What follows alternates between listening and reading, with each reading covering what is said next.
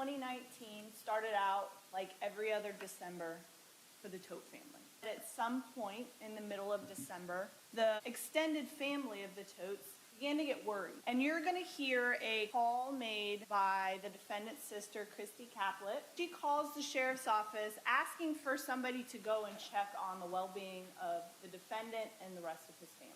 The sheriff's office went out to 202 Reserve Place in Celebration multiple times. January 13th of 2020, law enforcement finally made contact. When law enforcement officers entered the home, they immediately noticed an odor of decomposition. Law enforcement made contact with the defendant, who advised them that his wife, Megan Todt, was upstairs sleeping. His daughter, Zoe Todt, was maybe in the garage. You're going to hear from the law enforcement officers that went into the master bedroom in that second story of that home and located Megan Todt, Zoe Todt, Alexander Todt, and Tyler Todt, all deceased. They also located the dog Breezy, also deceased. And it was obvious to law enforcement that they had been deceased for quite some time. And you're going to hear also from the crime scene technician, Emily Seda. And Emily Seda is going to tell you that she responded to that home. She documented everything using photographs. You're going to have an opportunity to see the various items that were collected from the home, mainly a lot of bottles of Benadryl.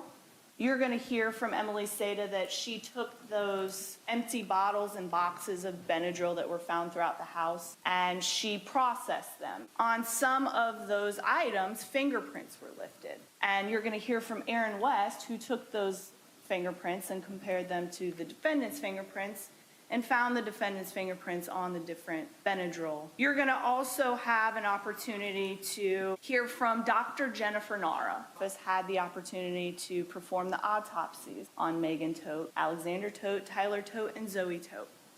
And she's going to come and tell you about her findings from the autopsies.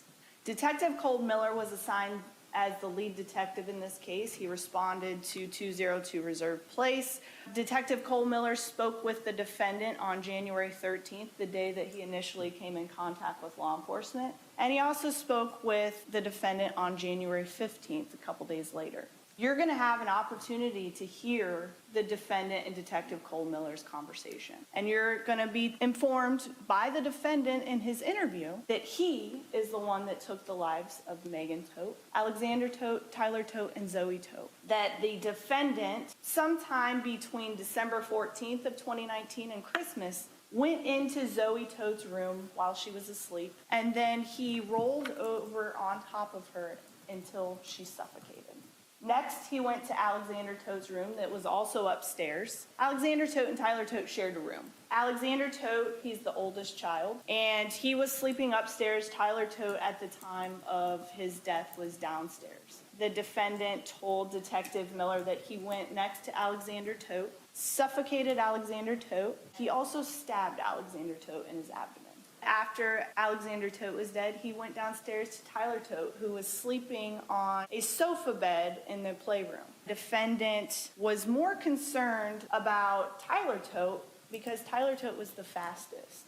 He was afraid that if something didn't go the way that he wanted, Tyler Todt would escape. The evidence will show that he did the same thing to Tyler Todt that he did to Alexander Todt. He suffocated Tyler Todt, and he also stabbed Tyler Todt in the abdomen. The defendant in his interview says that Megan Todt and himself had an agreement. Everybody needed to die in order to pass over to the other side together because the apocalypse was coming. And you'll hear that in the defendant's interview. Megan Todt, she ended up having 2 stab wounds to her abdomen as well. The defendant told law enforcement that Megan did that to herself. And as best as she tried, that didn't work. The defendant took a pillow and suffocated Megan Todt as well. Right before he suffocated and took the life of Megan Todt, he also suffocated Breezy the dog. And then the defendant says, after everybody was dead, he took all of their bodies and placed them all into the master bedroom. The photos that you will see in this case show 2 twin beds on the floor in the master bedroom where Tyler Todt and Alexander Todt were located. There's a bed in the master bedroom, either a queen or a king-size bed. Megan Todt was found in that bed as well as Zoe Todt. Breezy the dog was found on the floor on a dog bed. And all of this was in the master bedroom. The evidence will also show that the defendant stayed in the room as well. After you have an opportunity to hear everything, the state's confident you're going to return verdicts of guilty in this case. Thank you.